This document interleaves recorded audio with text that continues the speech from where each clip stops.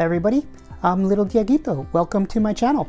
Today we'll be talking about this guy, the Takara Tomy Shinkalion E5 Hayabusa. Now, for those of you who don't know, in Japan the Shinkansen are the bullet trains and rail system around the country, and these toys, Shinkalion, is an anime and toy line that is designed to feature those trains. So in them the trains turn into big robots like this guy. And I've not seen the anime. I'm hoping to get a chance to soon, but I haven't seen it yet. But anyway, if you were to Google the E5 Hayabusa, you would see a train that looks just like this guy, up to and including these beautiful colors like this green and pink. Anyhow, let's take a closer look. And here it is in its train mode. But before we transform it, let's take a look at some of the things it comes with. So in the box, you're going to find its instruction sheet.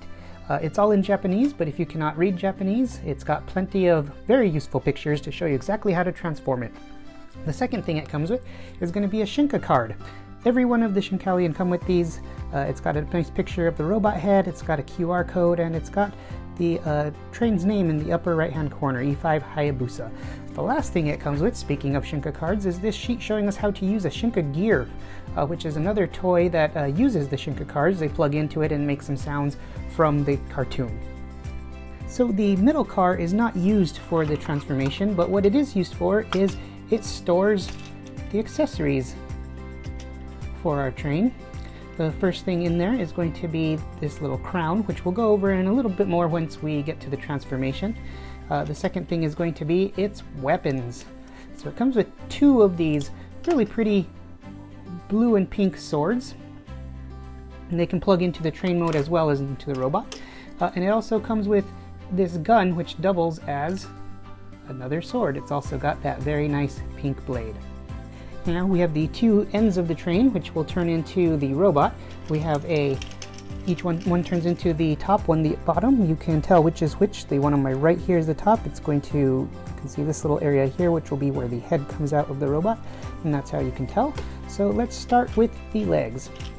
We're going to begin by just separating this section here. It just, like it's pretty standard to just have a little tab there to tab those things together. These side panels will just flip up. On mine they are very loose, which is kind of unfortunate. Then these bits will just fold down, and you can rotate them any way you want. I like to point them a little bit backwards. Then we'll turn him to the side here, and we will get his foot, and we will just pop it back so that it snaps into that bit right there.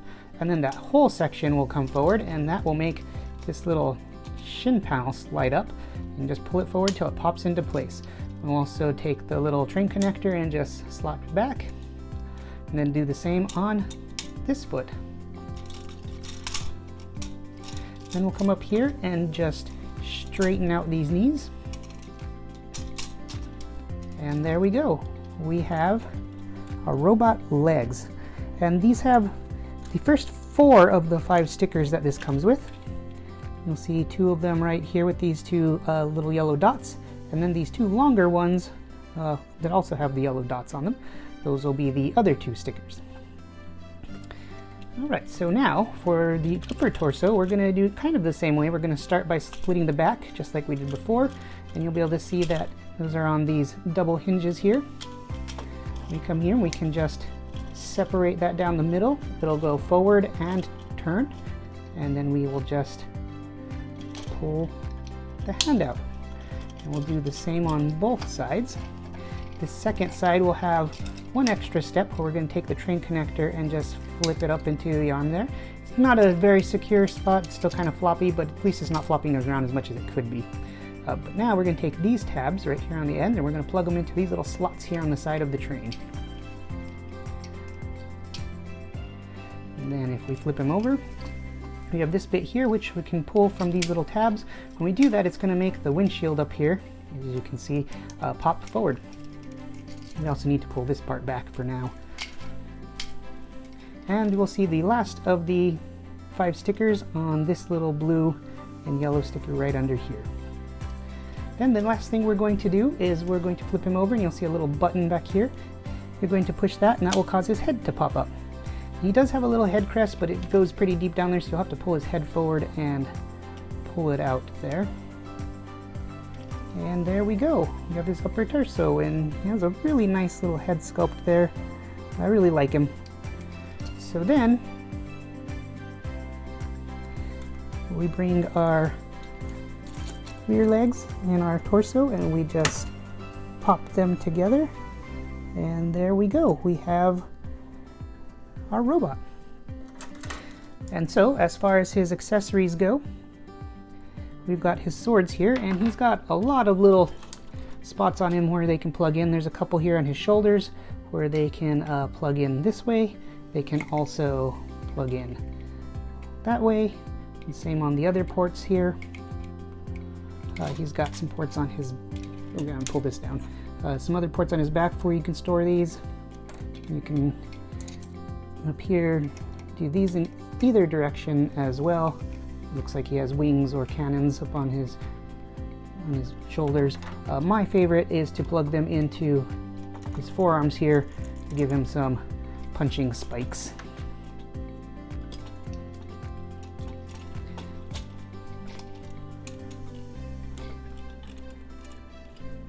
And as for his big sword, I don't know if you can see it very well, but it's got these little things here on the port that, and the plug, that don't allow this to go all the way into his hand, just a little bit, which is, I'm accustomed to things plugging in all the way, so that's a little weird. Oh, and I forgot one of the important steps on his transformation. His chest bit here opens up to reveal his big cannon for his super attack, the Grand Cross.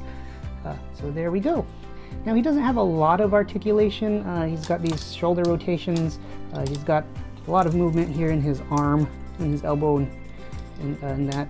Nothing at his wrist, no waist rotation, just a little bit of at his waist and a nice ankle tilt and double jointed knees, which are really nice because you can get a lot of movement there. But other than that, he doesn't have very much. His head is on a ball joint, but because of this, sorry, his head crest went back down. Because of this little neck guard thing he has back here, it doesn't give him much in the way of movement despite that.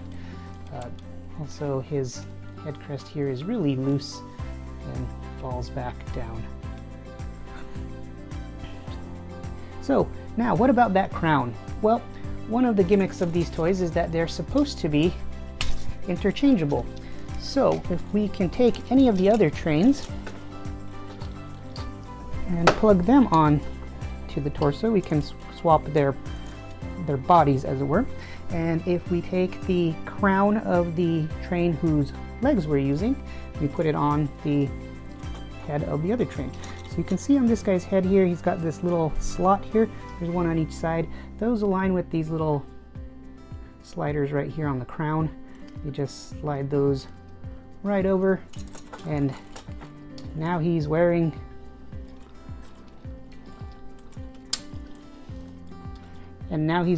his crown.